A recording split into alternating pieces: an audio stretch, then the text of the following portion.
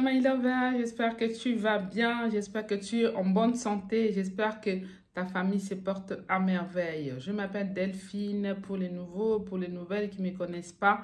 Si c'est la première fois que tu tombes sur cette vidéo, sur ma chaîne, n'hésite pas en tout cas à me laisser un like. Si la vidéo t'a plu, si le contenu t'a plu, à me laisser un like. Parce que des fois on regarde et on oublie de liker. Likez s'il vous plaît mes lovers pour me soutenir. Abonnez-vous si vous n'êtes pas encore abonné à Delifanga TV pour recevoir de mes vidéos. Et puis appuyez sur la cloche de notification. C'est ce qui vous permettra de recevoir des vidéos à chaque fois que je vais les poster. J'espère que tu vas bien. Alors, sur cette nouvelle vidéo, nous allons parler de comment réagir face à certaines réalités de la vie des couples. Comment réagir, que faire face à certaines réalités que nous rencontrons dans nos couples. D'accord?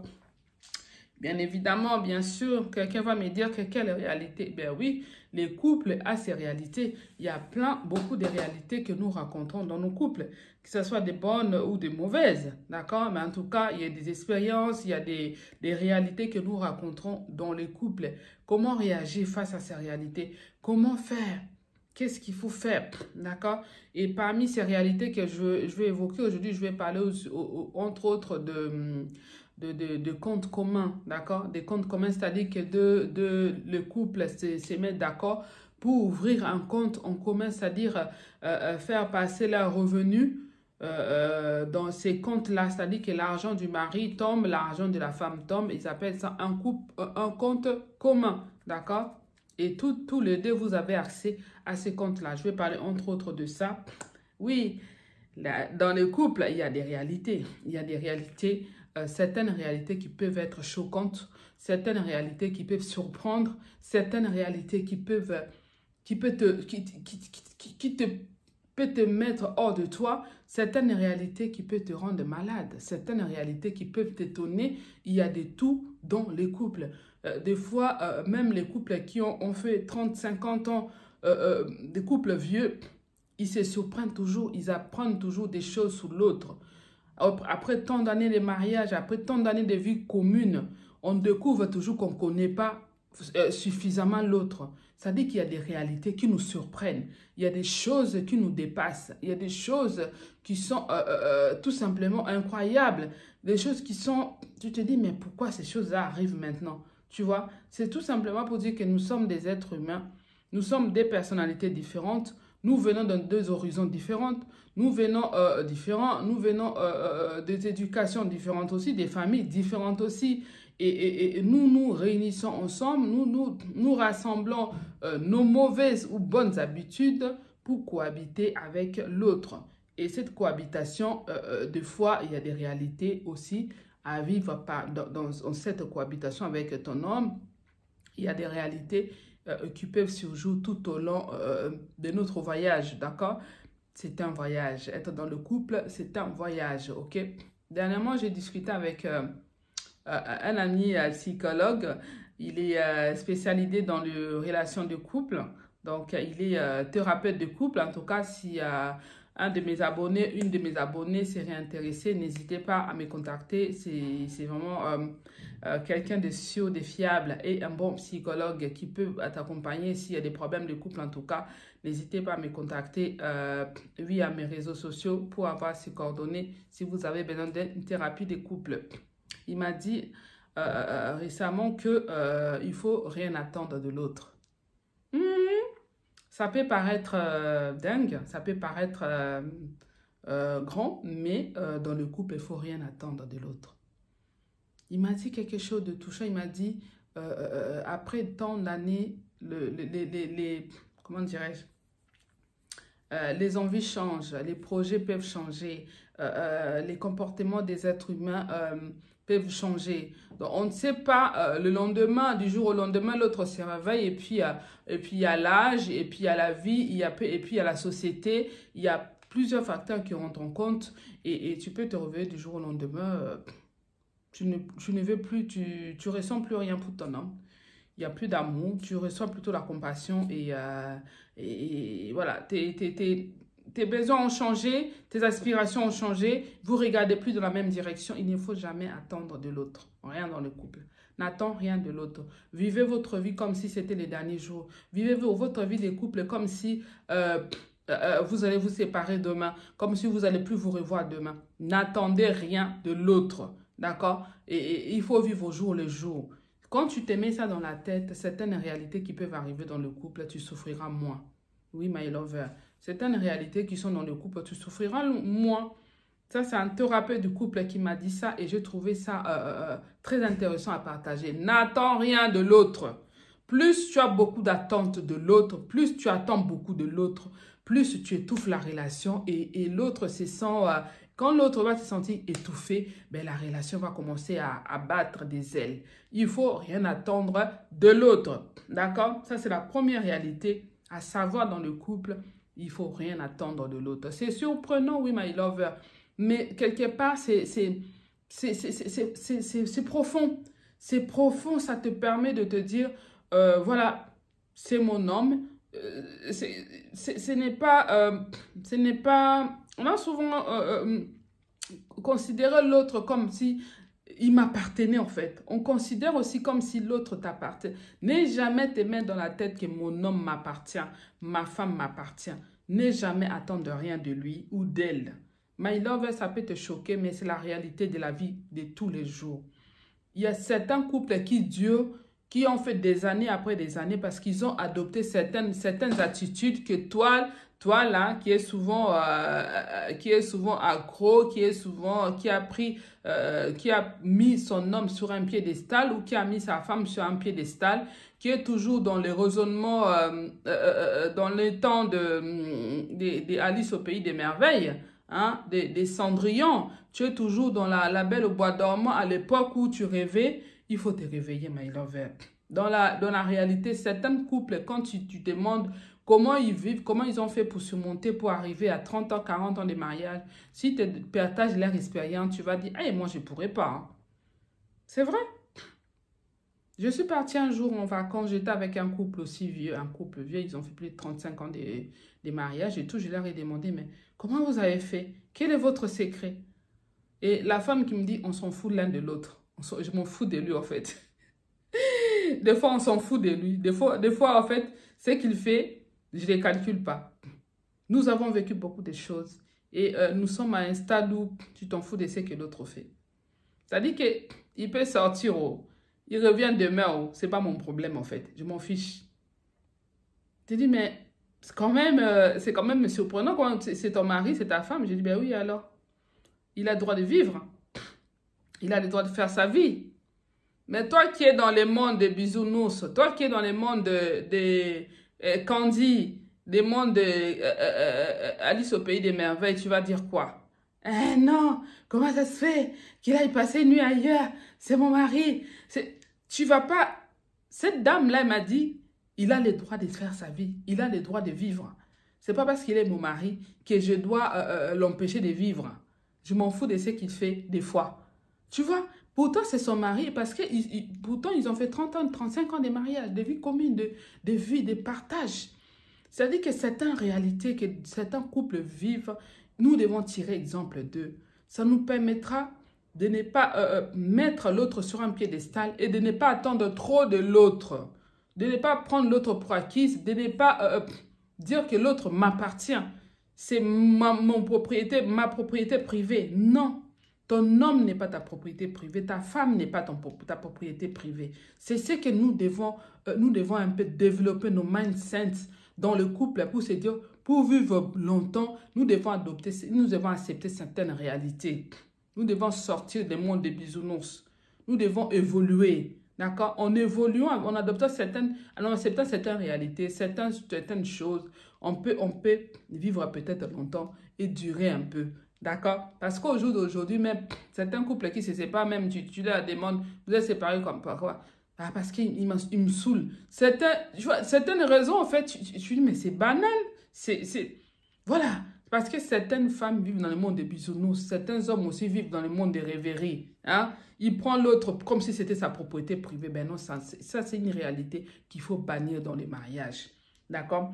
C'est de ça qu'il s'agit, my lover. Les secrets dans le couple, les cachotteries dans le couple. Oui, ça existe. Ça existe. À un certain moment, oui, on peut dire que donc, quand vous commencez, hein, c'est oui, I love you, I love you too. Hein. Au début, hein, c'est rose. Hein. On peut tout se dire des fois, mais on ne va pas se voiler la face. Des fois, on a des cachotteries entre les couples. Oui, my lover, tu es là, tu regardes cette vidéo. Si tu es là, tu vois tu vois de quoi je parle. Oui, il y a des petites cachotteries dans les couples, des petits secrets où on n'a pas envie de partager à l'autre. Hein? Ces petits secrets, des petites cachotteries, hein? Je n'ai pas envie qu'ils sachent, je n'ai pas envie qu'ils voient, je n'ai pas envie que... Voilà, ça existe dans le couple. Ce sont des cachotteries et ce sont des cachotteries, bah, chacun de nous chérit ces petites cachotteries-là, il sait pourquoi il est chéri. Mais si ces cachotteries-là ne détruisent pas le couple, ça existe. D'accord? Ça existe. Je parle des cachotteries, pas du genre je trompe ou l'infidélité. Non, on n'est pas dans ça. Non, on parle des cachotteries, des petites choses de la vie quotidienne. Hein? Voilà, je parle de ça. Ça existe. Ces réalités-là, ça existe. Dépenser l'argent du couple sans avertir à l'autre. Ça ne sont pas de réalité des comptes communs. Pour ceux qui ont fait des comptes communs. Voilà. Moi, j'ai entendu une femme dire, elle avait préparé des vacances avec ses amis.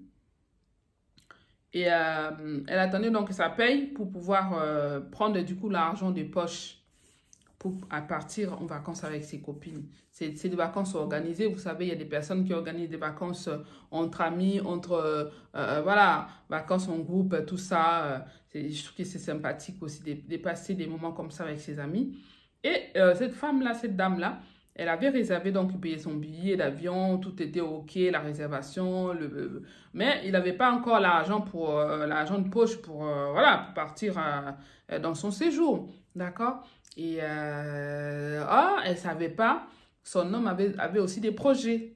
Donc, son homme avait des projets, mais le problème, c'est que son homme traversait un moment difficile financièrement. Il était donc au chômage, d'accord? Il était au chômage et comme la femme gagnait, du coup, elle avait un salaire complet, d'accord? Et ils sont traités, plus le chômage de son mari, plus son salaire, ça faisait qu'ils puissent s'en sortir, payer leurs charges. Mais c'était déjà organisé, ces vacances-là, il avait présenté les projets à son mari, les budgets qu'il devait avoir, tout ça, tout ça. Mais son homme, je ne sait pas ce qui s'est passé, il a utilisé la carte bancaire. Dès que le salaire de sa femme est passé, il avait fait des achats compulsifs. Et il avait aussi des projets d'envoyer l'argent au pays à sa famille, sans en parler à sa femme. D'où il a fait des gros retraits, plus les achats qu'il avait effectués avec la carte bancaire. Ce qui a fait qu'une grosse partie de l'argent du salaire de la femme est partie dans ses dépenses. Mais il n'a pas averti l'autre, d'accord? Et du coup, l'autre attendait sa paye pour prendre l'argent pour aller à ses vacances avec ses amis. Le salaire est passé. Ça fait un moment, le salaire est passé. Bon, comme le voyage n'était pas... Elle savait que l'argent était sur son compte, dans son compte. Et au moment venu, pour aller faire des retraits, il va à sa banque pour faire des retraits et tout. Son homme aussi devait voyager, aller au pays pour X raisons, voilà, au même moment, avant même sa femme. Donc, il avait organisé son voyage aussi. Donc, lui, il est parti avant sa femme. La femme, il est resté, du coup, elle est partie après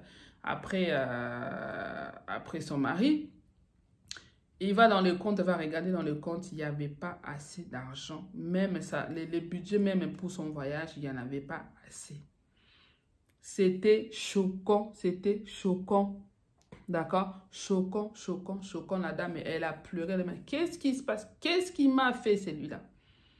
Il appelle son homme dans le pays, il lui répond, il était au bled, il lui répond, c'est mon argent, j'ai pris ce que j'avais besoin pour mes achats, mon voyage, donc pourquoi tu me reproches de cela? Du coup, la femme dit, mais je t'interdis pas d'utiliser l'argent, mais tu savais bien que j'avais ces projets-là. Tu savais bien que je vais retirer un certain montant pour mon voyage, pour mes vacances. Tu le savais.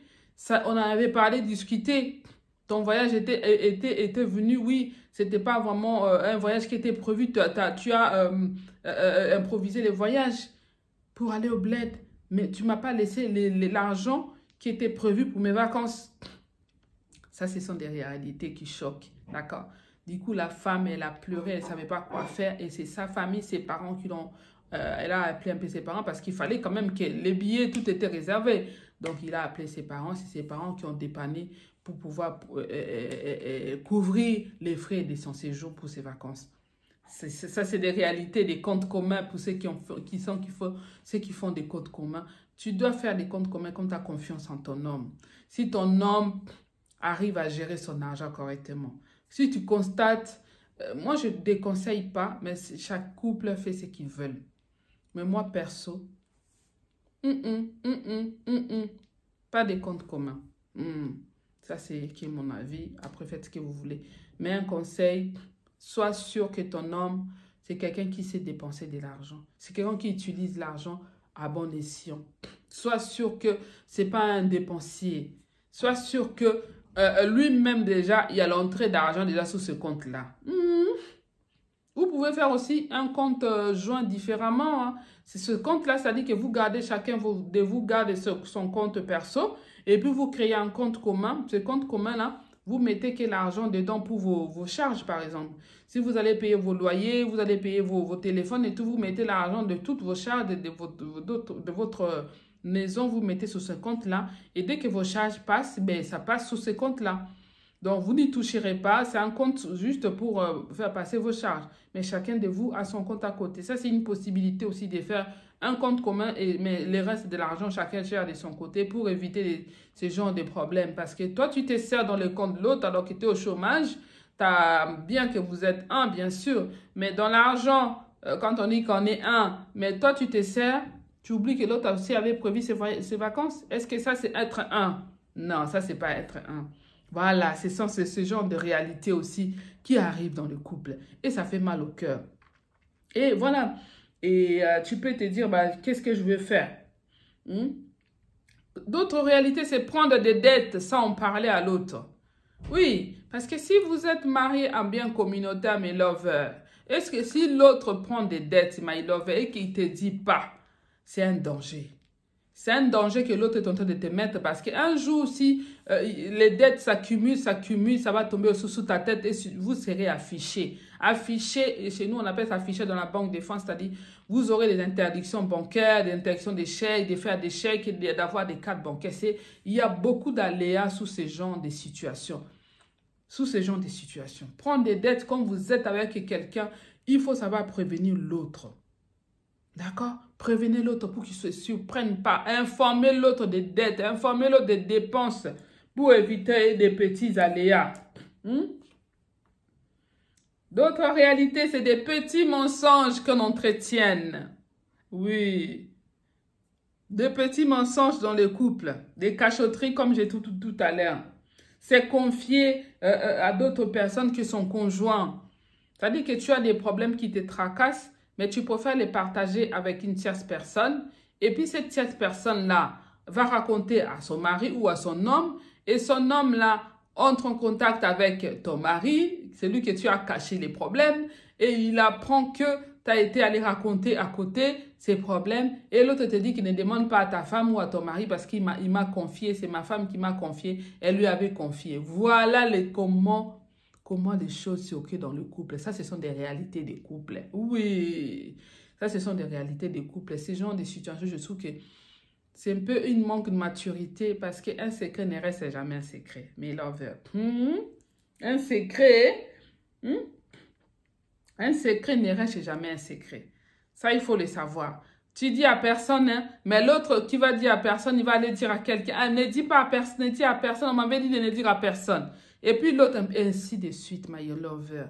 Ton homme, ça doit être ton meilleur ami. Ton homme, ça doit être la personne la plus sûre, la personne la plus confiante que tu peux avoir dans ton entourage, c'est ton homme. Si tu n'as pas confiance en lui, pourquoi tu restes avec lui? Si tu ne peux pas lui confier ta vie, tu ne peux pas lui confier tes secrets, pourquoi tu restes avec lui? C'est que tu ne lui fais pas confiance, tout simplement. Il y a d'autres qui disent, ah, je n'ai pas voulu lui dire par peur de le perdre. Je n'ai pas voulu lui dire par peur de blesser. Mais en l'apprenant chez une autre personne, tu les blesses. En l'apprenant ce que tu as dit chez quelqu'un, en plus tu as dit à cette personne-là qui ne dise à personne. C'est blessant. Tu blesses l'autre sans le savoir. C'est encore pire. Parce qu'il va la prendre. Et ça va blesser. Et ça, c'est des choses qui peuvent aussi casser la confiance, qui peut casser aussi les mariages ou la relation. Ça, c'est des choses vraiment à éviter dans les couples. Mais ce sont des réalités qu'on vit dans les couples. Oui, my lover. Oui, c'est un peu ça, my lover. Mais qu'est-ce fait dans toutes ces choses-là? Voilà. Voilà. Il y a une phrase qui dit, ce n'est pas ce que tu fais qui compte, mais plutôt ce qu'on pense que tu fais. Voilà, ce n'est pas ce que tu fais, mais c'est l'idée qui est derrière, sur l'action que tu as fait. Les gens, ce qu'ils vont penser, c'est cette action que tu as fait, c'est ça qui compte. Mais ton action que tu as fait, ça ne compte pas. Mais c'est derrière. Mais ce qu'on pense, c'est ce que tu as fait, c'est ce qui compte. C'est de ça qu'il s'agit, my lover. Que faire dans toutes ces réalités-là? Des fois, il faut des concessions. Oui, dans les couples, des réalités des couples, il faut beaucoup de concessions. Beaucoup d'humilité, beaucoup de concessions dans le couple. C'est important, my lover. C'est important. Et associer souvent Dieu dans le couple, c'est ce qu'il faut faire, my lover. Associer Dieu dans le couple, des choses qui vous surpassent. Priez pour votre conjoint. Priez beaucoup pour votre conjoint. C'est le meilleur remède que vous pouvez faire dans le couple. Comment vous réaliser, comment subir, comment supporter ces réalités, c'est dans la prière. Soutenir l'autre dans la prière. Priez pour l'autre dans la prière. Pour que Dieu oriente ses pensées, pour que Dieu oriente ses actions, pour que Dieu oriente tout ce qu'il fait. C'est important. Soutenez-vous dans la prière mutuellement. Si vous êtes des chrétiens, bien sûr. Et aussi, certaines choses aussi, j'ai dit des concessions, faire beaucoup de concessions, c'est important, c'est pardonner, c'est important. Si c'est vraiment, tu trouves que des choses, des réalités, des choses que tu découvres sont des choses de banalité qui ne nécessitent pas forcément divorcer ou se séparer, pardonne. Pardonne et continuez votre vie. Si c'est dans le fond, c'est une bonne personne. Si c'est dans le fond, c'est quelqu'un de bien. Pardonne. Et passe les caps. C'est ça qu'il s'agit, my lover. Il ne faut pas toujours penser à la séparation. Il ne faut pas toujours penser à divorcer. Non, ce n'est pas toujours le cas, my lover. Voilà, my lover. Si cette vidéo t'a parlé, si cette vidéo t'a plu, tu connais certaines réalités aussi qui peuvent nous aider. Mets-les-nous dans les commentaires. Ça peut toujours nous aider. Ça peut toujours nous permettre de grandir dans les couples. On en a besoin, my lover. Voilà. Si ça t'a fait du bien, un like, un partage. Abonne-toi pour me soutenir. Ça me fera énormément plaisir. Kamslamida. Adios. Ciao, ciao. With you, I can't be sad with you. Just take my hand and fly up through the